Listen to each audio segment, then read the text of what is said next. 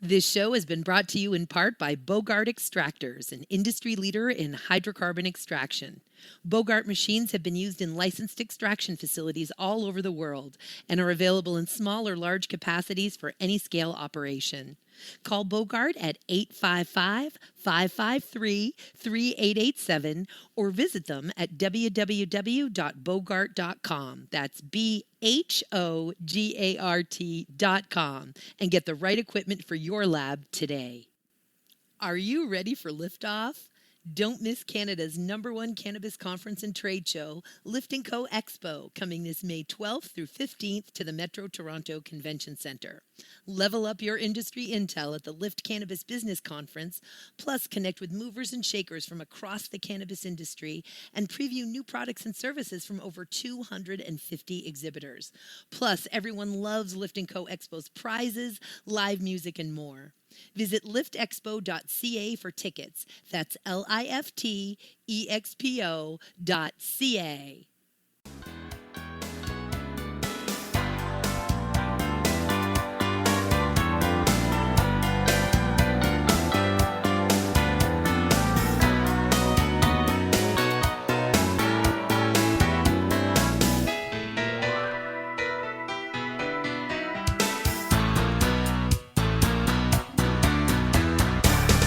What a show we have today.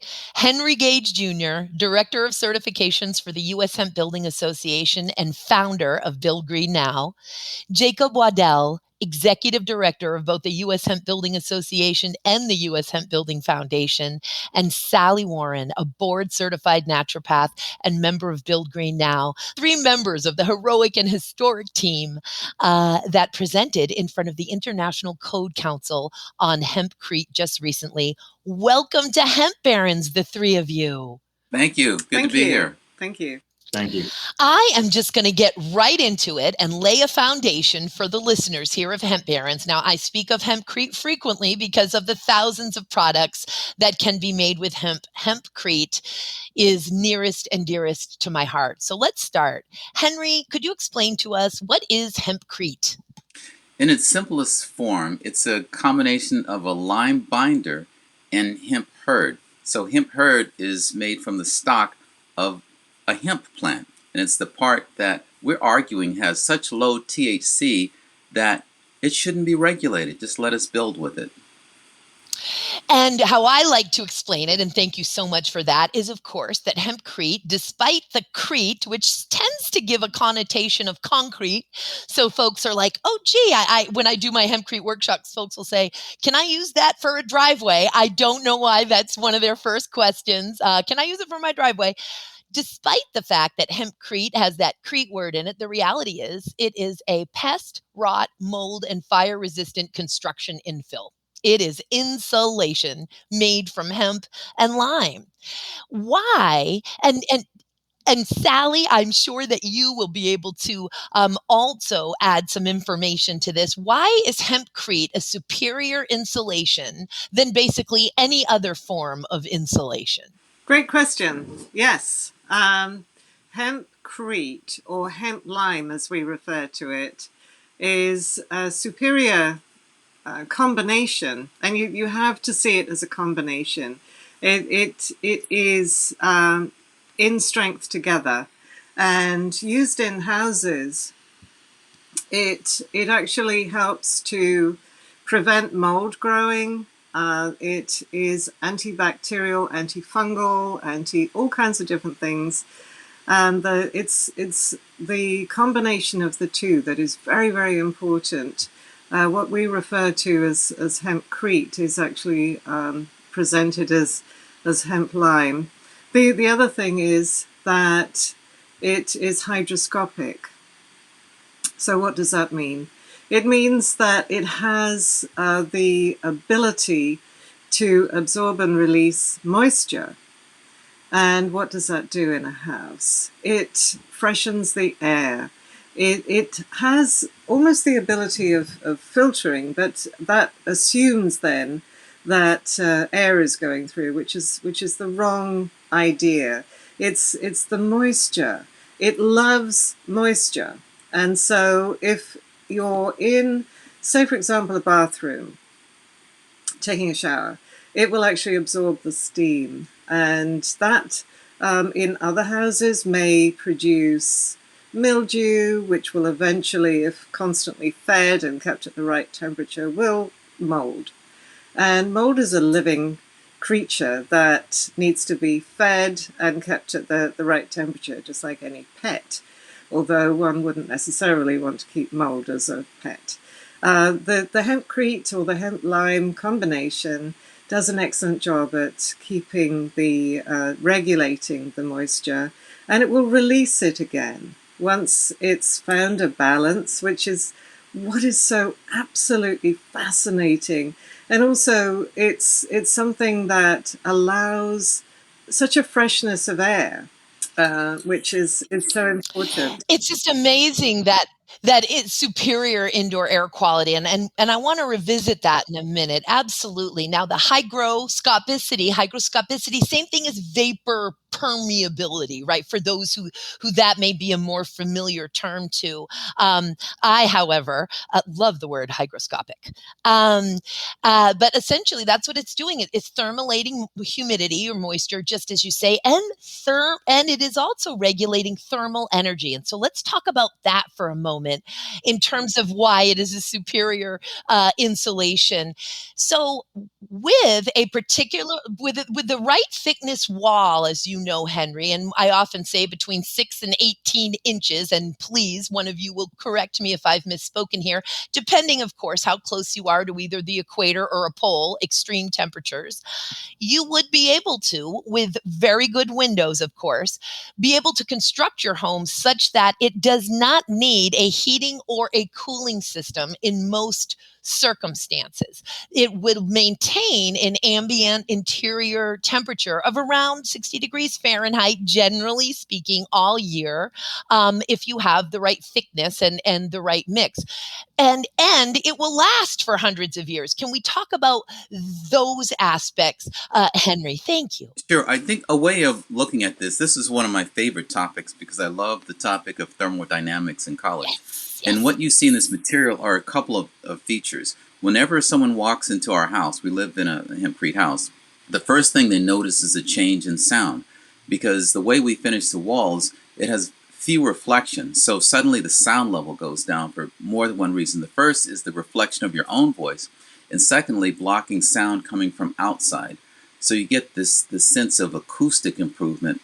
It makes for great conversation. Imagine sitting in a noisy restaurant where there are concrete floors and flat, smooth walls and flat ceiling. Sometimes it's horrible because you're close to people, but everyone's yelling so that they can be heard. We literally have opportunities to put this material on walls and bring down the sound level and offer an artistic finish. Another thing about the material is its thermal properties.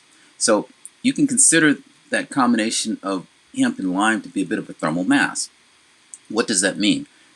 It is something that interacts with its environment. So what one would need to do is look at their own environment to understand what they'll get. Because you imagine that wall structure, you have an outside and you have an inside. Now, outside you'll have changing temperature and changing humidity.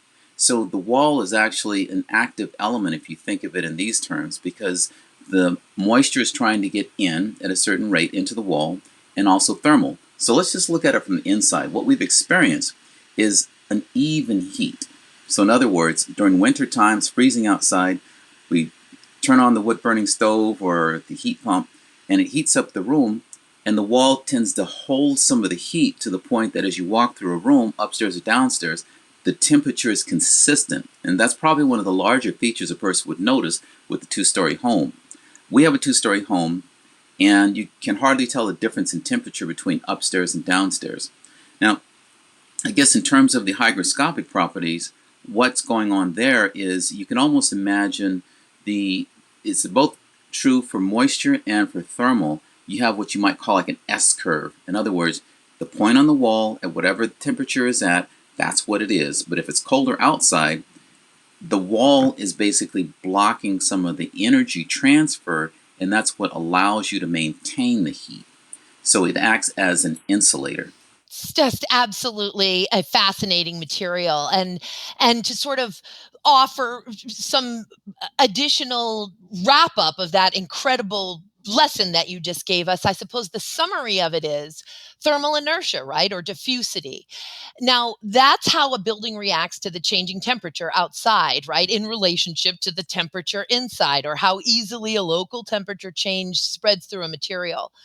That's a function of thermal conductivity and thermal capacity. So we're talking thermal conductivity, of course, being the ability for thermal energy or heat to be transferred through a material. Yes. Then thermal capacity is what's the material, how does this material hold that thermal energy, the amount of heat required, I guess, to change that material's temperature through any given amount. So you got your thermal conductivity, your thermal capacity, and it's thermal conductivity and thermal capacity that determine inertia, because a material has to have that high thermal capacity, needs to hold that thermal energy, the high capacity, and it has to have low conductivity to have that good thermal inertia. And basically, those are two concepts that are very, very hard to reconcile or to marry, but they are married in Hempcrete. So you've got this incredible home, this 2-story home in Kingston. Of course, there's homes going up all over.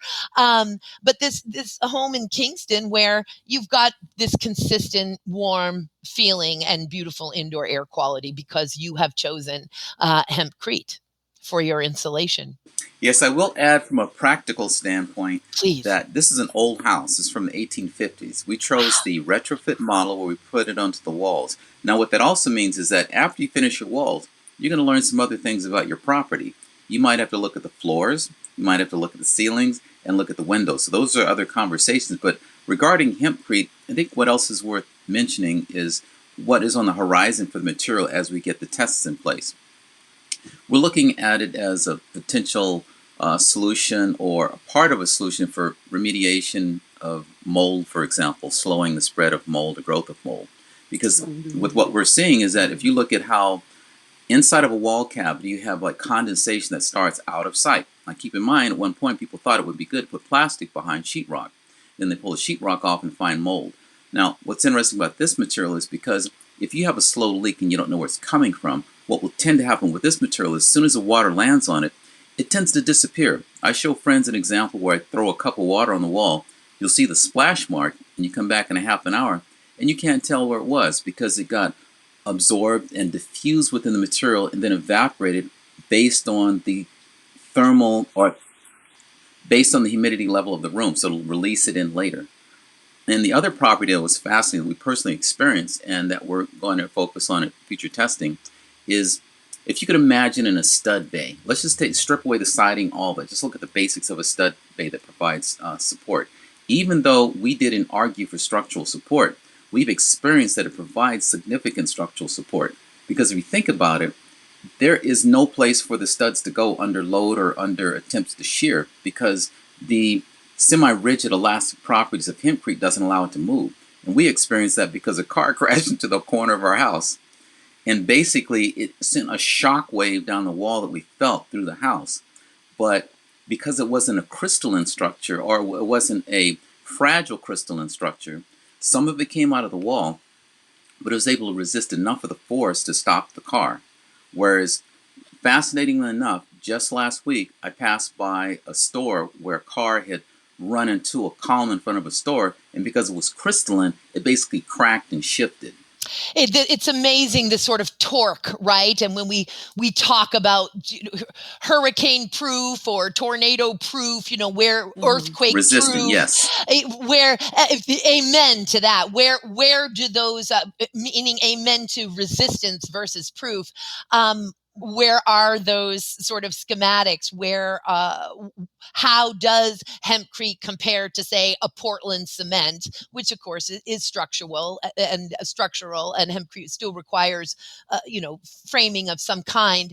It's just fascinating to really get into the science of that torque of Hempcrete versus that a frigid or as you say, crystalline structure. That rigidity, exactly. Yeah, just fascinating.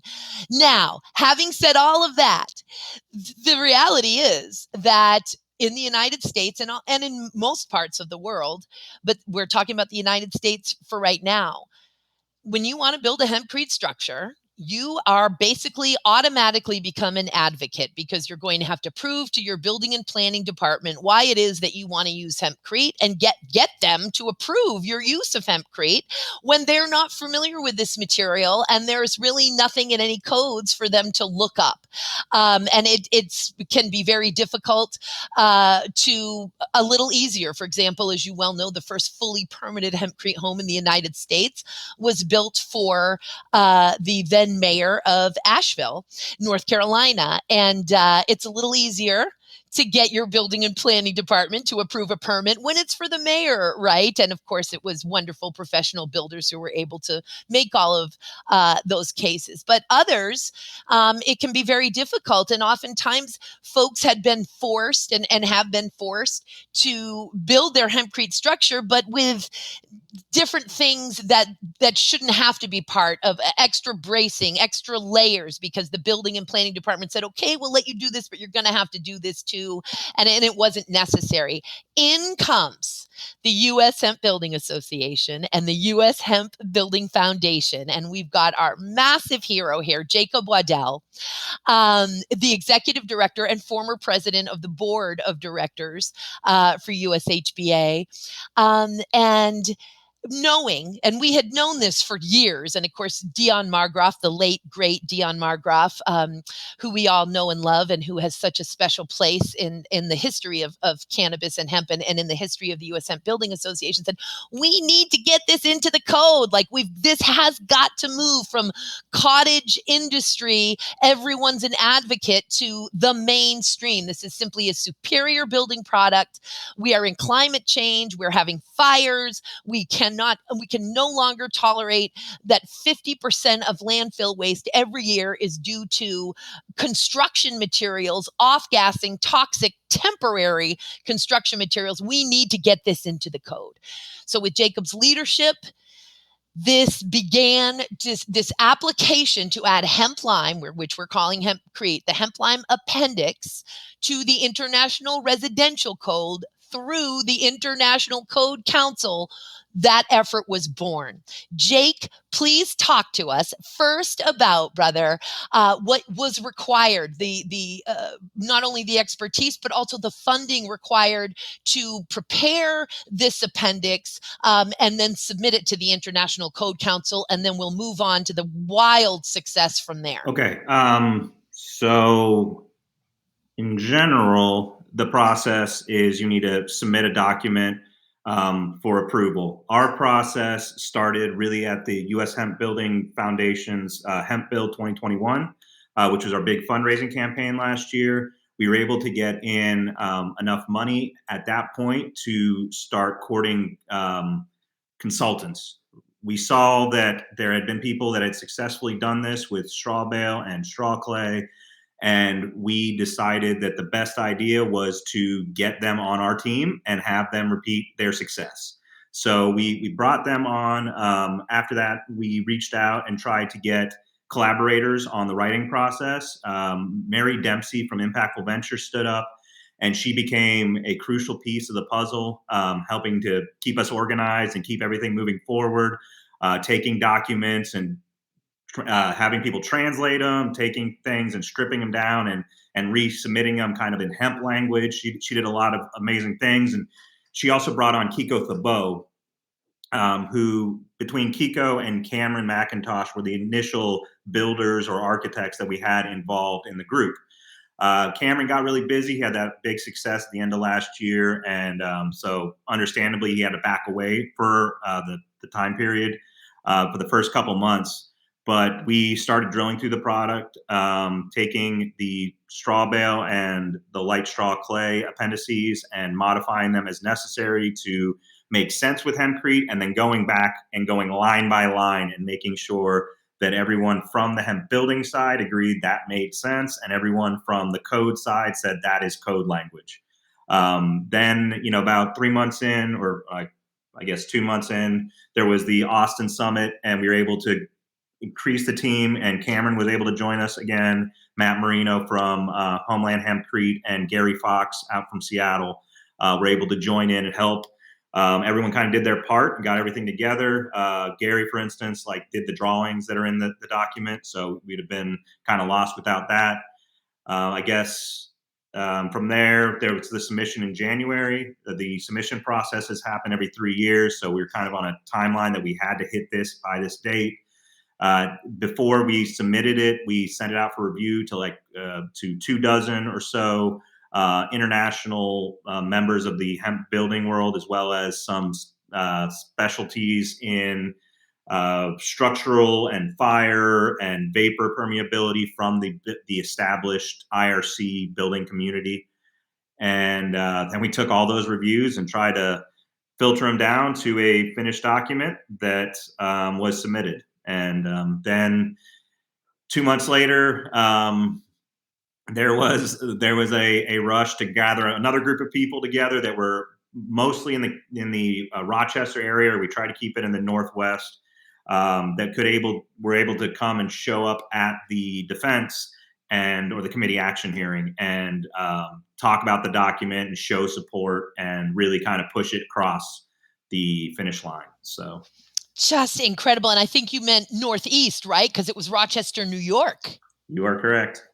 Awesome sauce. I mean, and that's where, of course, Sally and Henry hail from upstate New York. So I had to go a little west to Rochester. It's a larger state than folks realize, New York.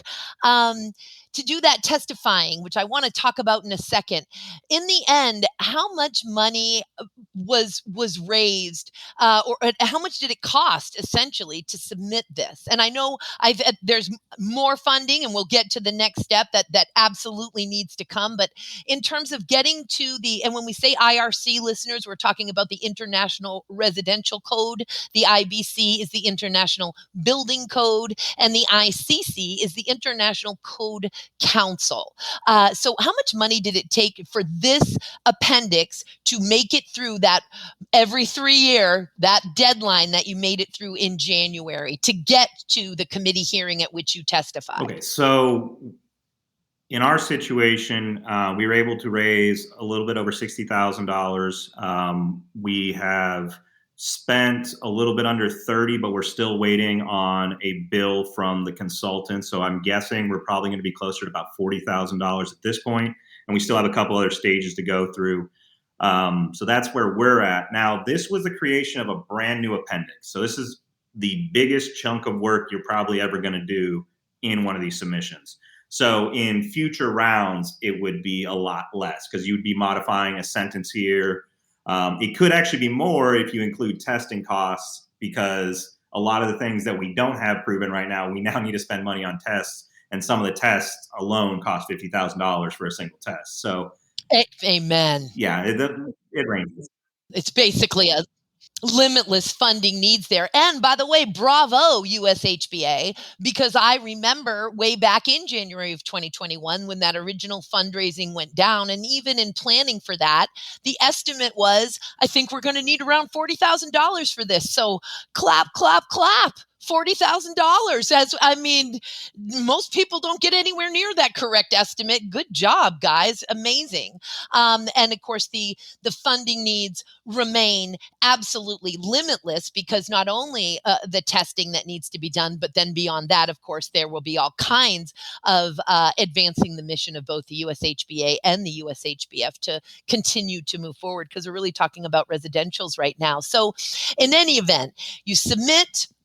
Then you gather the group together of those who testified. And of course, Henry testified, Sally testified, you testified, and really an international group of folks. I mean, both Bob and Alex Escher from Vermont, to see Tim Callahan from North Carolina, who of course was so responsible for the Now House, the first in the world, platinum LEED certified Hempcrete home. Just amazing to see these groups of people that I so love. And it was so interesting and fascinating to be able to follow you through social media and say, okay, now they're all at the Airbnb and they're preparing. And then Henry, you did such an outstanding job, brother, as director of certifications for the US Hemp-Building Association, and of course for your own incredible organization, Build Green Now, to give us these updates. And you listened to these were 7 days of hearing, of which this hemp lime appendix was just one of many proposals over 7 days of live hearings in Rochester. And the fact that you studied the various other folks who testified before you on their proposals and studied the reactions and questions of the 9 committee members who were charged with these important decisions, and to be able to understand and figure out what are their personalities and what are their individual concerns, and really begin to finally hone that incredible testimony that you had so diligently prepared. And it was exquisite. Everybody who had to deliver on science did it so exquisitely. Sally, as a board certified naturopath and representative of Build Green Now, you did such an outstanding job discussing the health benefits of Hempcrete, which we're going to talk about in a second. And Henry, for you to bring it on home at the end, brother, as the finale of the opening case, as it were, to say, listen, with the 2018 Farm Bill, this crop has been removed essentially from the shackles of the controlled substance. It is a legal agricultural commodity. We have proven that it is superior. We need to move this from a cottage industry into the mainstream. It was just absolutely fantastic.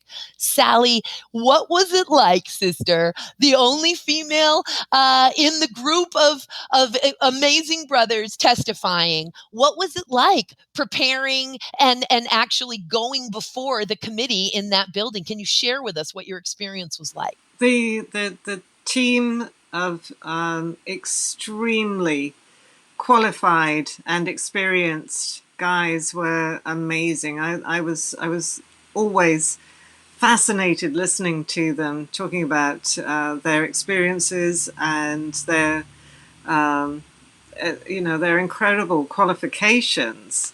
So it never occurred to me, because I was just constantly in awe of the people around me and how generous they all were with their willingness to see this plant be recognized and finally be able to stand up and to be legalized and accepted in with the big boys. So in that respect, it never even crossed my mind. It was slightly terrifying being in the actual code hearing, but Jake and his team did such an awesome job. We all practiced and we honed our wording and we re-practiced and we supported each other. And we all had the same goal, that it never occurred to us to allow ego to come in any side door. That, we want this to go through. We want to make it succeed.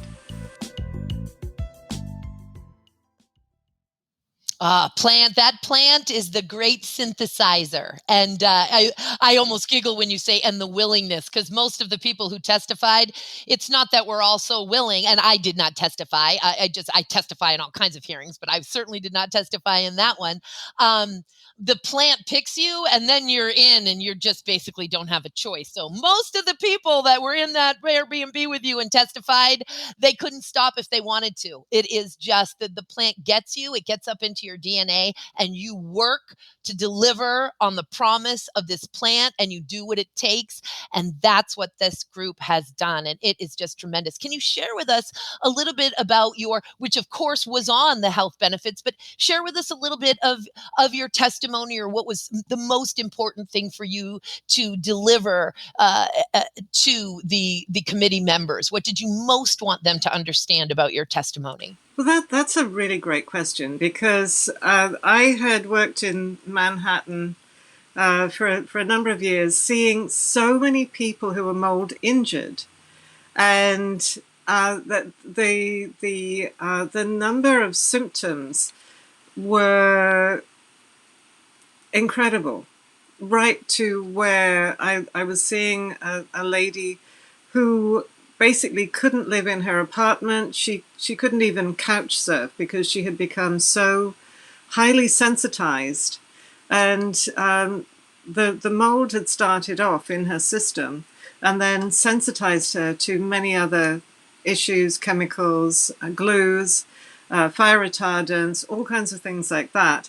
And it was really, and also I talked with a number of mold experts, and the more I learned about the project that we were working on here in upstate New York, to incorporate hemp into homes, the more I researched, because I'm always hungry for information, the more I researched, the more I saw this as the potential for the answer to so many health issues. And that was basically boiled down in my testimony in the fact that I have seen so many people mold injured. And when I've actually had mold experts and mold injured people to the house, none of them have symptoms. It's a little bit like the canary in the mine, where they were all canaries, bless them, but none of them had any symptoms. And so to me, it's really confirming what there isn't enough research on, but I will make sure that there's more information out there to just let people know how this natural product is so important. If we can do mold remediation for mold damaged houses, do you know that during the hearing, mold came up, and there is $1 billion outstanding in lawsuits regarding mold in homes? It's just so crazy, and Sally, of course, I live in Seattle, the Yes, Pacific Northwest, like, we're all about the mold up here, yes. so, I mean, if we could just change it all, to hempcrete, so and again, the testimony was so well-rounded, the leadership of this group was just so important that your voice was heard and that aspect was heard on top of the technical aspects that made it very clear this is in so many ways a superior construction material based on its performance as an insulation alone. And then we get into all of those other aspects of it. It was just really quite fantastic. Now, we're going to get to the next step in a second, which is so important. But before we go there, Henry, I know that there were a few modifications on the floor as the process goes. You know, just like legislation, there was generally a public comments. There were various hearings. Legislators can make amendments. The public can make amendments, and like many processes in various other code and standardizing agencies, there are modifications. And there were 3 modifications on the floor. 2 of them I understand, and I loved watching every moment of this, were basically non-substantive. We won't bother with those, but there was one that was interesting and substantive. Could you just explain to us about that modification, because it was approved with that modification? Sure. I think Jake probably has some of the details right in front of him on that one. I know there was one, a person complained about another appendix adding more words to the code. So that one wasn't that critical. But then there's a second one that had more to do with seismic concerns. Do you want to share on that one, Jake? Yeah, from my understanding, the IRC code is supposed to talk about, residential buildings in A, B, and C seismic categories, as well as in certain areas D and so on. And the concern was that townhouses fall into the A and B category and not the A, B, and C category in most of this documentation that's in the IRC. So a representative from FEMA had wanting to make that correction to clarify that. So we weren't covering A, B, and C for all the buildings covered in the IRC, but just A and B for townhouses and A, B, and C for the others. And what I might add is that during the hearings, normally it's a 10-person panel, but they were probably a bit exhausted. The person had to leave early, so we had 9 people we were speaking to.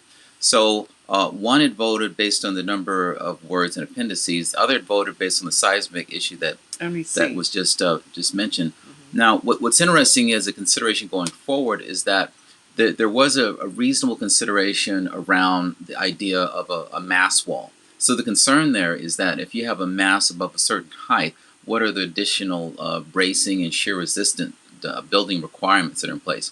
And that's a primary reason for the foresight that the team had in focusing on single story.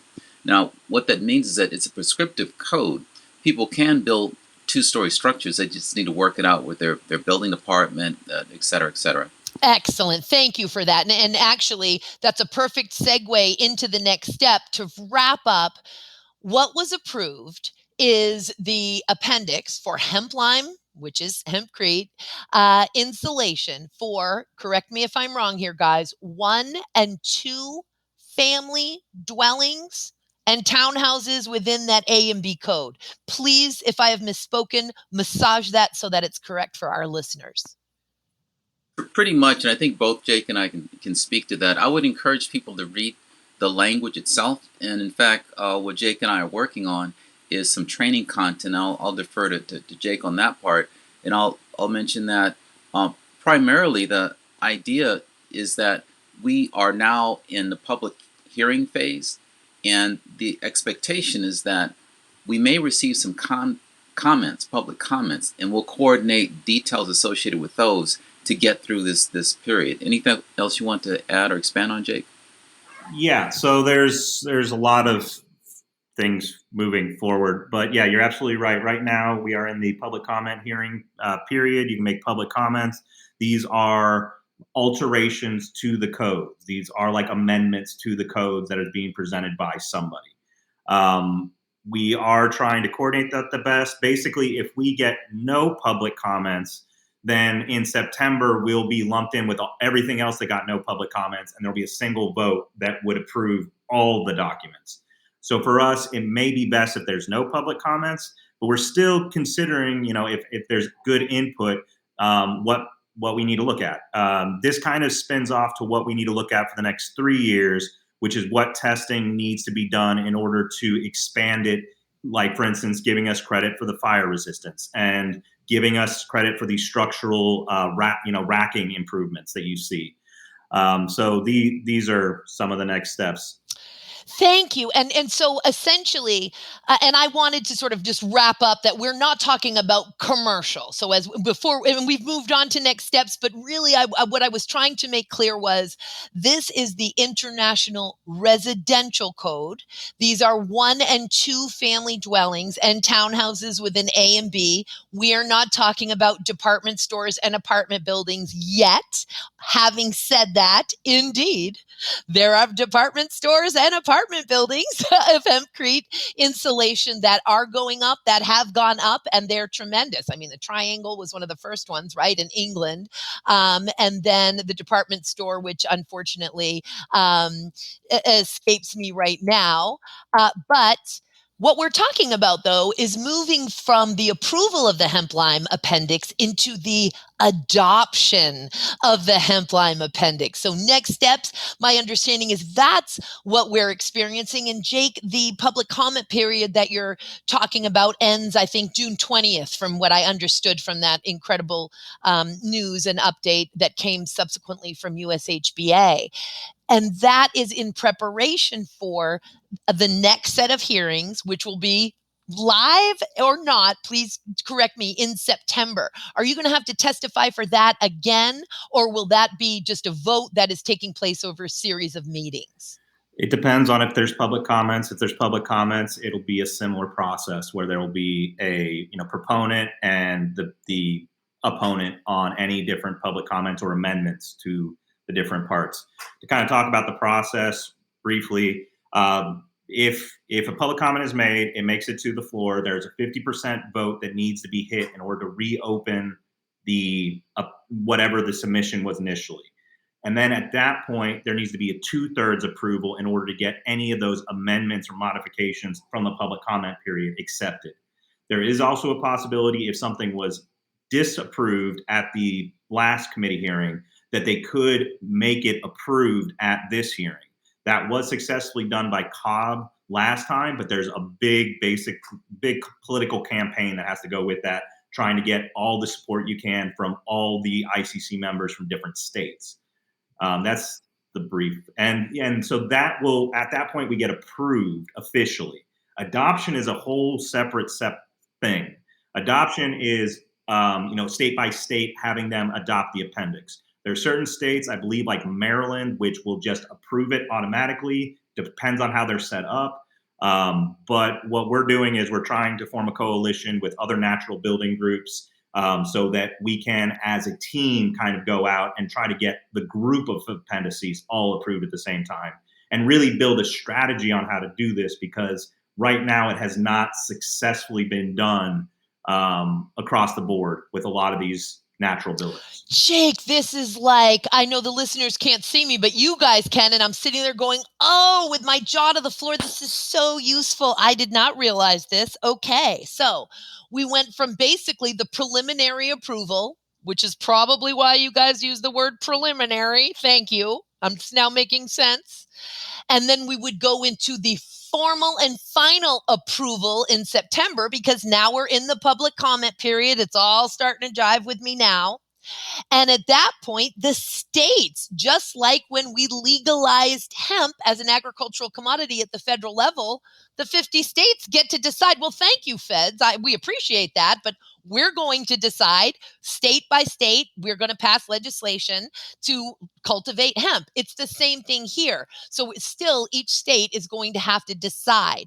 And I love the fact that we understand, hey, there are some states that just automatically, if it's been approved for the IRC, they're going to automatically do it. For other states, it'll be a lobbying effort. And believe me, I will be so happy if you're not already connected to connect you with the Northwest Eco Building Guild, which is very near and dear to my heart here in the States. Now, want to ask you a quick question also about the next step, and it gets into how the public can assist, but I want to make sure at the end, the number one way that the public can assist here is to donate to the US Hemp Building Foundation in order to move this process forward. But with legislation during a public comment period, folks can simply put in public comments that say, please approve this bill, please pass this bill, and nothing more than that. In other words, it's just totally supportive.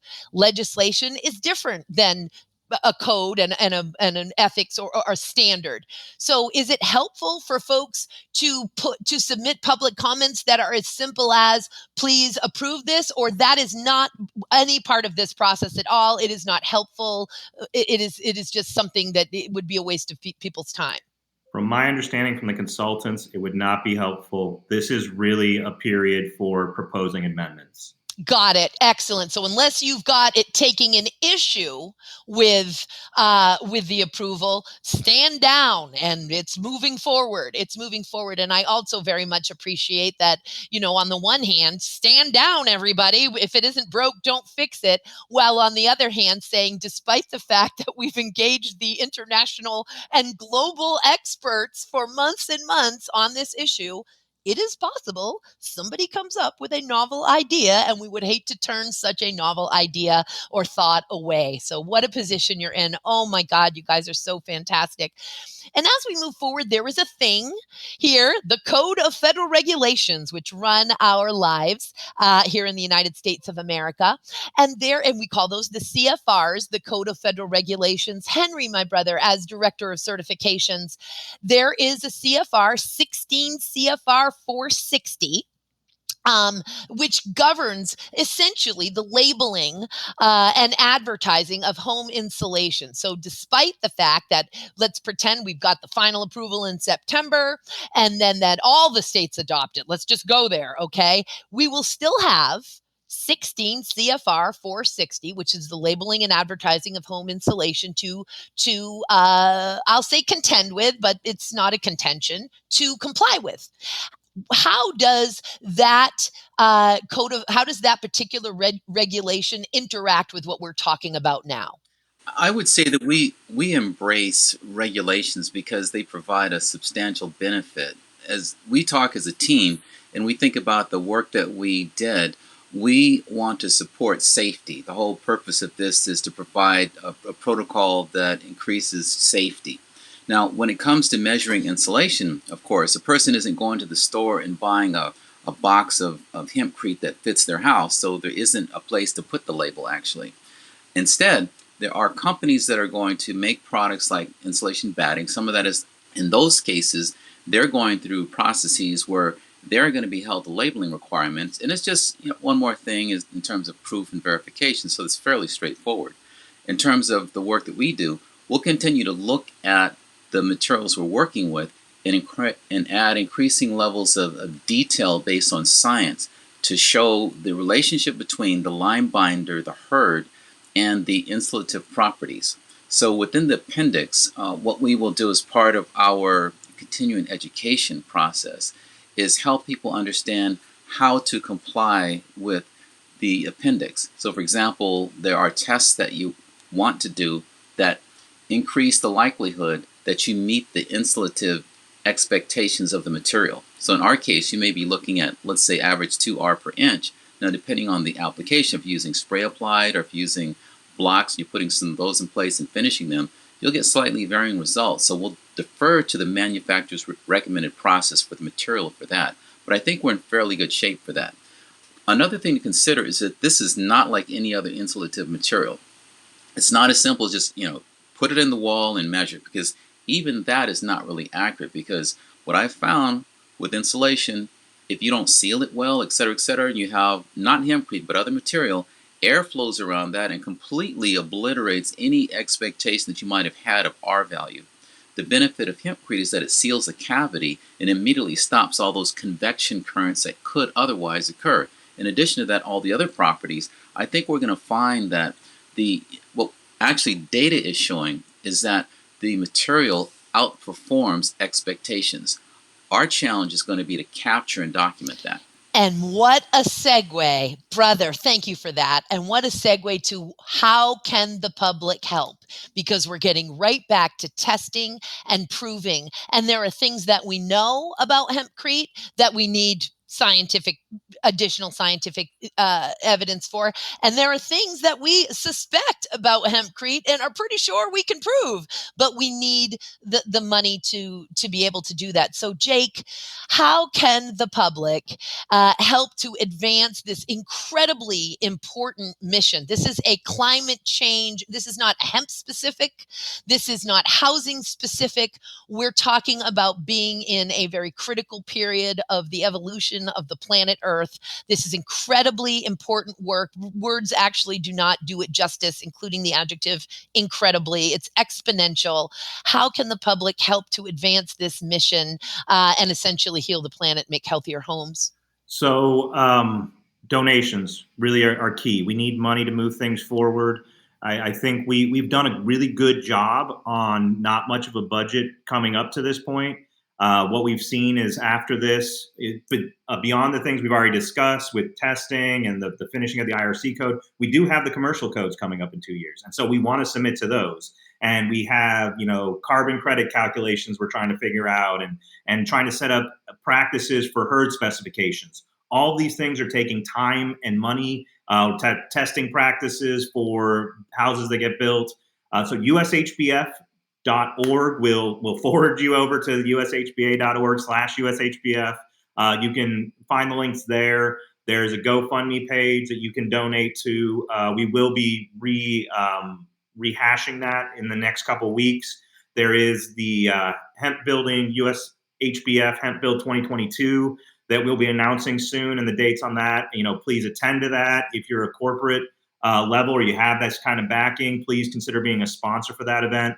But the long story short is we need money to keep going forward. We're pursuing grants. We're pursuing whatever partnerships we can to keep the progress forward, because we've done a great thing here, but it's really just a step, and we need a lot more. God, it's just so important. The biggest bang for your donation buck right now, if you ask me, is getting that money to the U.S. Hemp Building Foundation. Henry, do you have something to add to that, my brother? Yes, I'd like to add that there is something else that each of us can do from where we are, and that would be to reach out to the organization and join as a member. So your membership dues make a huge difference.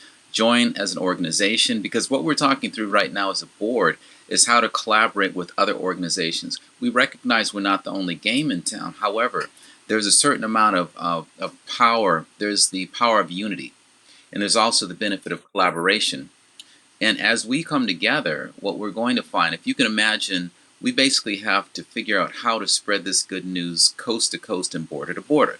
So if we're talking about all 50, the contiguous states plus the other territories, including Puerto Rico, etc., we want to make sure we have a key lead representative in each of those areas that are then drilling down into their areas and creating connections with organizations that are there. Here's an important reason why. Because we can certainly use technology to decide who to send which messages to so everyone doesn't get the same blast. If there is someone in a region who has an event, imagine how they could work together more effectively. Now, on top of that, if we think about how do we move quickly to get some of this material adopted by local building departments, that's where that starts paying dividends, having already done the groundwork. So now is a great time to do the groundwork to create the roadways for us to move efficiently with these other ideas. Oh, we're talking about coalition building. That's advocacy is what I do, my brother. And that's what USHBA is doing right now. And USHBF, absolutely. Thank you for that. Donate. And these websites that we're talking about, ushba.org, ushbf.org, they can all also be found on the website that produces Hemp Barons, PodConx.com. That's PodConx.com. We'll have all of these assets and websites there. And Henry Gage, Jacob Waddell, and man, the amazing and incredible Sally Warren. I cannot thank you enough for being with us on Hemp Barons today, for the tremendous work that you're continuing to do. I'm rooting for you every step of the way, and we cannot wait to have you back on again. Thank you for being on Hemp Barons today. Thank you, Joy. Thank you so much.